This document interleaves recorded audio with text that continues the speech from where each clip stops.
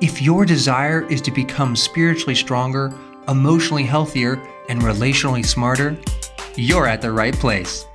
Speaker and writer Stephanie Smith inspires and equips you to achieve these 3 key aims. If you're a parent, you also learn how to raise empowered kids, ready for adulthood. Let's get started.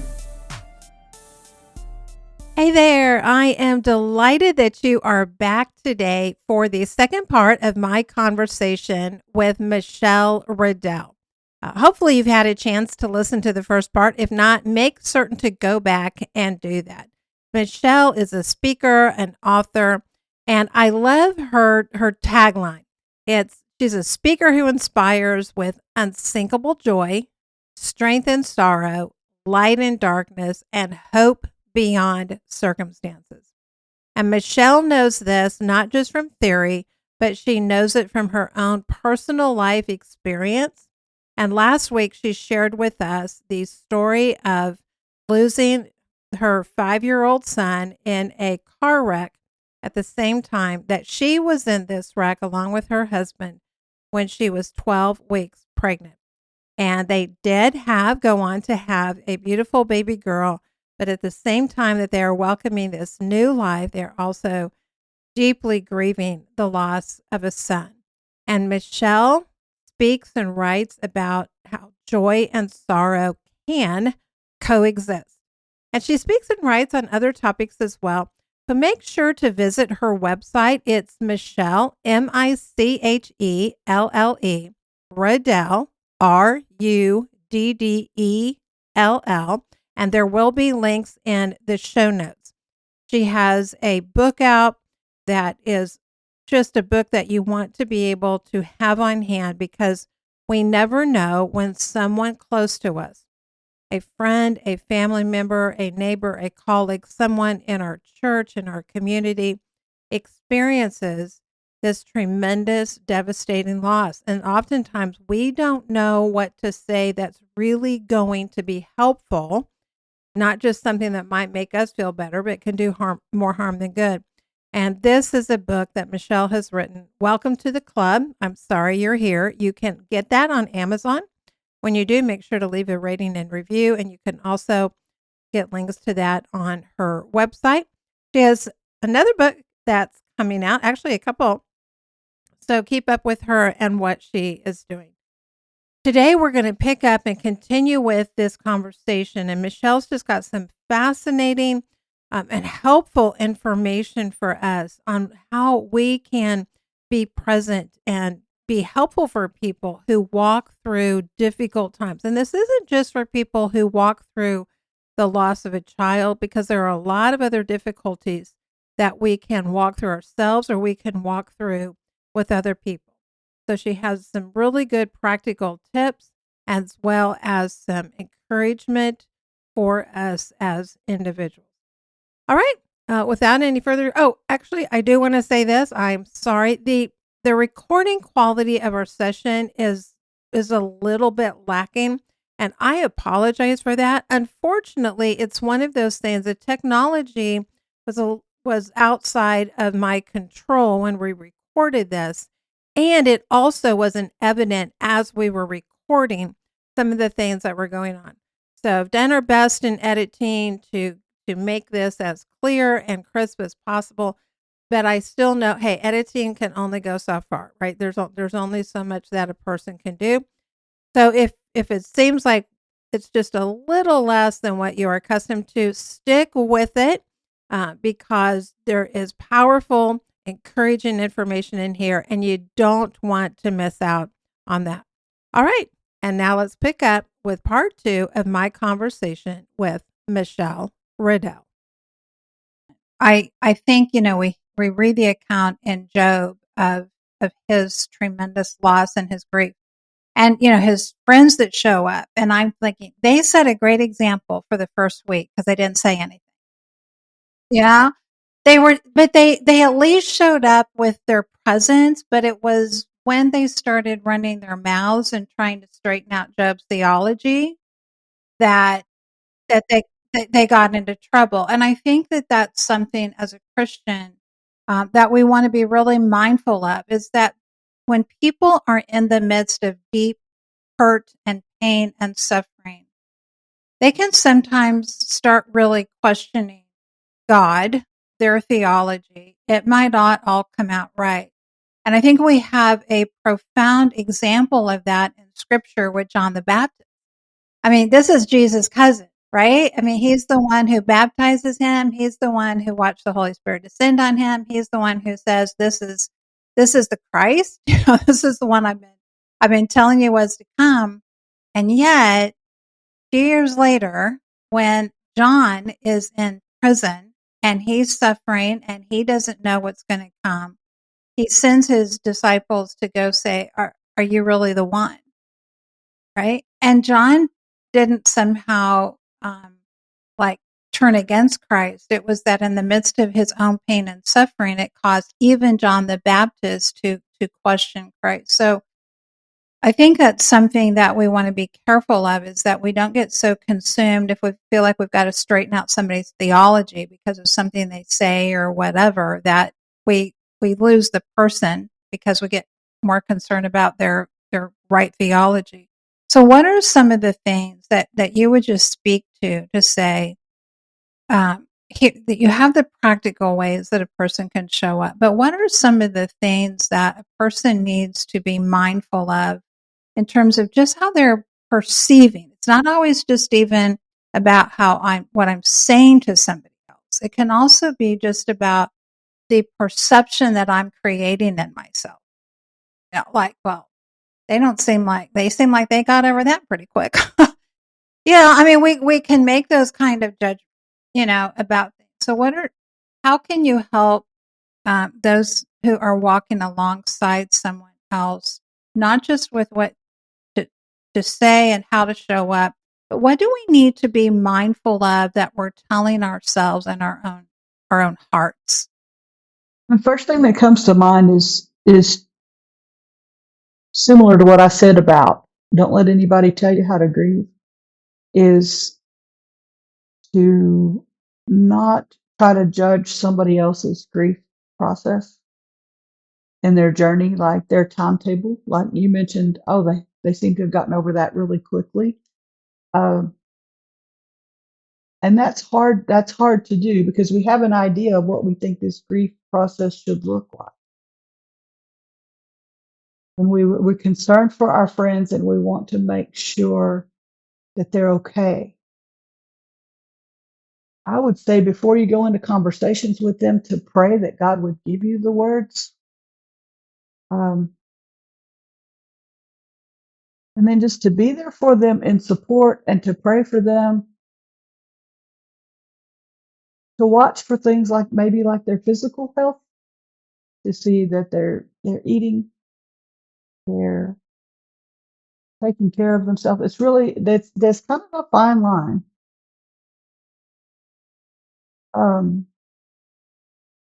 I had a lady that sat by me the day of the funeral when we got back to the house.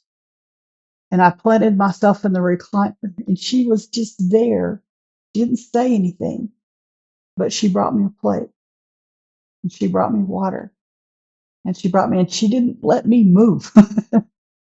She was just there and she was silent. Um, I'm a hugger.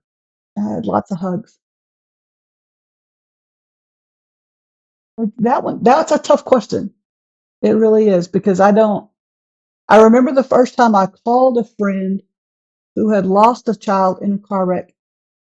This was several years after our wreck. This was a fairly close friend, and her son was killed. And I wanted to call her. We were now living 7 hours apart, so I couldn't go. But I wanted to call her, but I didn't want to call her because on one hand, I knew there was nothing I could say that would take that pain away. But two, I knew she needed to hear from somebody who'd been there. And it's funny now because if you ask me to recall that conversation and you ask her to recall that conversation, sounds like two different conversations. I think the Holy Spirit brings to mind what needs to be said and what and causes to stick in our brains what we need to remember. Um, another thing I would say is for me, I had friends that had children the same age that pulled away from me.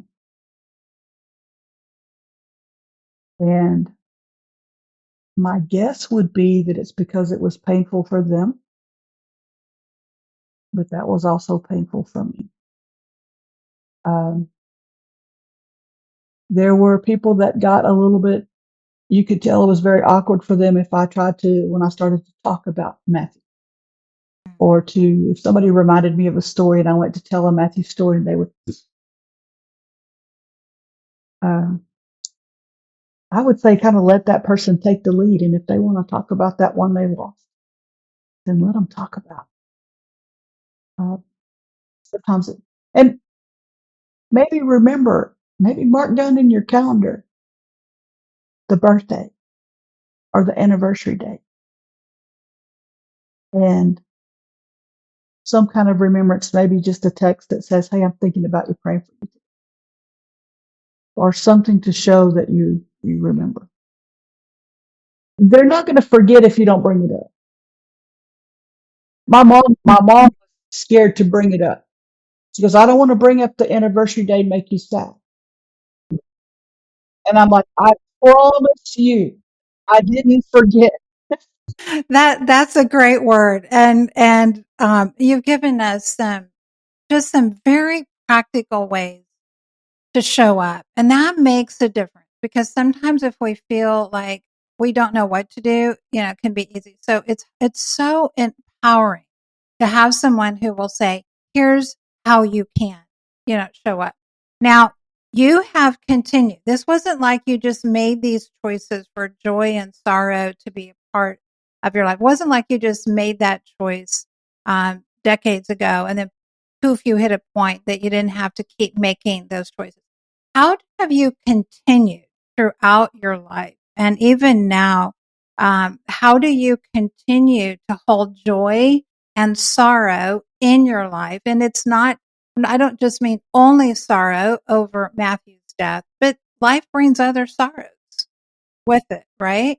Um, and so can you speak to that? Because I also know that there are people who sometimes get into I'm going to compare my sad story to your sad story.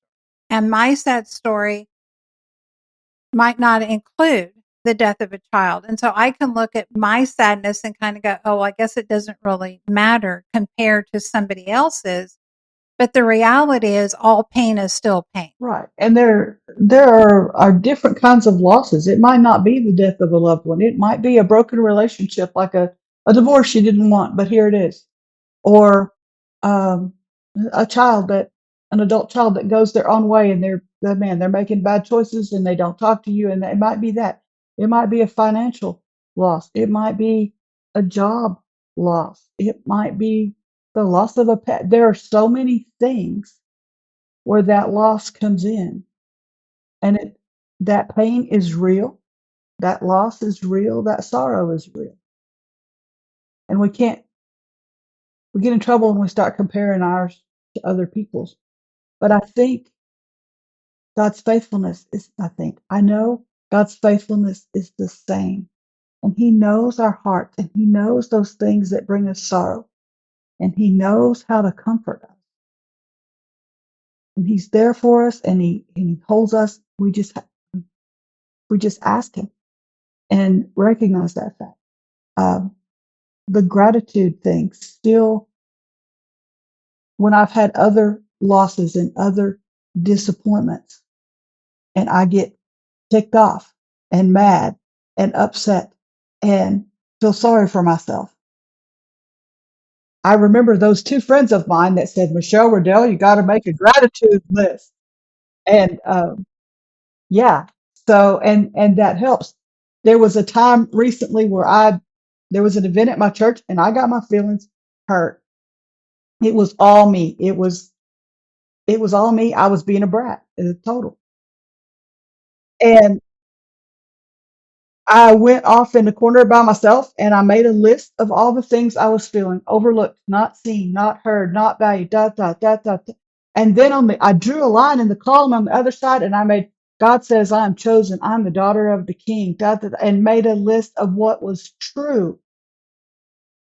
And then got myself up and walked back into that room, and God used that for an incredible blessing. And it was an event that we had, and there was a table, and there was a lady sitting there by herself. And so I went over and I said, I'm Michelle. Can I sit here with you? And we connected. And I gave her a ticket to an event I was speaking at months later, and she actually showed up. And I got to tell her my story that night at the table because she asked. I didn't just throw it on her. She asked. And now to hear her tell it, she was, she almost didn't come to that event because she would signed up by herself and it was rainy and it was cold. She didn't want to come, but she came. I almost went home because I didn't want to be there either because I was being a brat. But God put us together. And now we are Facebook friends, and she texts me months later, the morning of the other event when I'm speaking, and she texts me. She said, I'm praying for you as you speak tonight. But look how God used that. Be aware of his direction and be Wow. aware that what we're Wow. feeling is not, although it's real, not always what true. Somebody said feelings have a place, but it's not on the throne. I like the fact that what you talked about with this event, and you mentioned this, your friend's advice earlier in life, different times that you've done this, and that is, you didn't ignore your feelings, the negative feelings that you felt. You didn't just say, "Oh, I'm just going to act like they're not there." You gave voice to those. I mean, you gave voice to those on paper. And I think that is an important part of this. There is something about the act of writing something down that makes it real, and it kind of gets it out of us and onto paper, or the act of speaking. Physiologically, there's actually something that happens in our brain when we are carrying around a lot of stress and tension and pain, and we actually talk about it to another person. There's actually a pressure in our physical brain that decreases, when that happens. And sometimes we're like, why do we feel better? Well, we actually physically have a response to that. And maybe God knew what he was talking about when he said, talk to other people about your stuff. But I think that's really important, Michelle, as you've talked about that you're not just saying, hey, dismiss all your negative feelings. Don't give voice to them. Don't identify them. Don't just say, oh, I just kind of feel bad. I mean, you listed specifically the things that you were feeling that were negative, but you didn't stop there, right? You come back with, okay, this is what I'm feeling. So this is my reality, but this is a higher reality over here that I'm going to choose to align myself. So I love how you've shared that with us. So you tell us about your book, because I think it's a great title, although I'm so sorry that you've had the life experiences that led you to write this book. But tell us about your book, because there are not a lot of resources out there that really can help us when we're walking through deep loss. Or even, this isn't just a book that would be helpful for people that have lost a child, but even for people who are friends and family of someone who's like to know, okay, I can get some help here. How do I walk alongside this with this person? So, yeah. So tell us all about it. So the book is called Welcome to the Club. I'm sorry you're here. And it's, as I talk to other parents who've lost children, that phrase just kind of kept popping up of welcome to the club nobody wants to join. You you're now part of the club that nobody wants to join. And that phrase kept coming up. And as I was writing down, I like what you said about the scientific research because I didn't know that. I just know when I write, I feel better. But when, as I was writing the stories, I was in a critique group. And so I started writing just little bits and pieces of my life story. And I didn't know how they were going to come together. And God says, look, here's this one that deals with the wreck, and this one that deals with the loss of Matthew, and this one, and this one, and this one. those can help somebody. And he gave me the title. And so I started putting those together and making some kind of order. And it's a very short book. It's like 37 pages. And it's a synopsis of my grief journey and how different things that I went through and how different things helped and how some things didn't. And I got to the end and God said, that's it. And I'm like, but there's only 37 pages. And he said, but that's it. And here's the thing. Somebody is new in grief. They don't want to read a 200-page book. Maybe later. But when that grief is fresh and new, you want something short. I even have a bulleted list in the first page that said, if you're not in a reading mood right now, here's the short version. Be gentle with yourself. Ask God for help. Let others help. Practice gratitude. It's the bulleted list. But it's a very short version. It's just a synopsis of my grief journey. And I have heard from other people who have read it that it has helped them. Oh, I have no doubt. And we're going to have information on that in the show notes. So make certain listeners that you get that.